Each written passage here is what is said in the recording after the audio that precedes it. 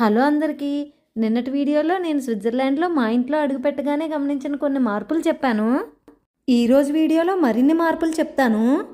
చలికాలంలో బయట చలి తట్టుకోలేక ఇంట్లోనైనా వెచ్చగా ఉండడానికి ఇల్లంతా హీటర్లు, ఎండాకాలంలో బయట ఎంత వేడిగా ఉన్నా ఇంట్లో ఉండని ఏసీలు, బయట తిరిగి తిరిగి వచ్చి కనీసం కాళ్ళైనా కడుక్కొని ఇంట్లోకి వెళ్దామని వాష్రూమ్లోకి వెళ్తే ఆ నీళ్లు వెళ్ళడానికి లేని దారి, బాత్ టబ్బుల్లో స్నానాలు, టిష్యూ పేపర్ వాడకాలు, ఇంకా రాత్రి 7 దాటితే మన అడుగుల శబ్దాలు కింద వాళ్ళకి వినపడకూడదు, పిల్లల అరుపులు పక్కింటి వాళ్ళకి వినపడకూడదు.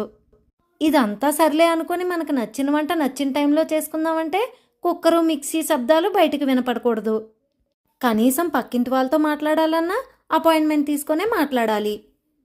ఎన్నో వింతలు మరెన్నో విచిత్రాలు. ఇవే కాదు, ఇంకా చాలానే ఉన్నాయి. అవన్నీ తెలుసుకోవాలంటే నా వీడియోని లైక్ చేసి నా ఛానల్ని సబ్స్క్రైబ్ చేసుకోండి మరి.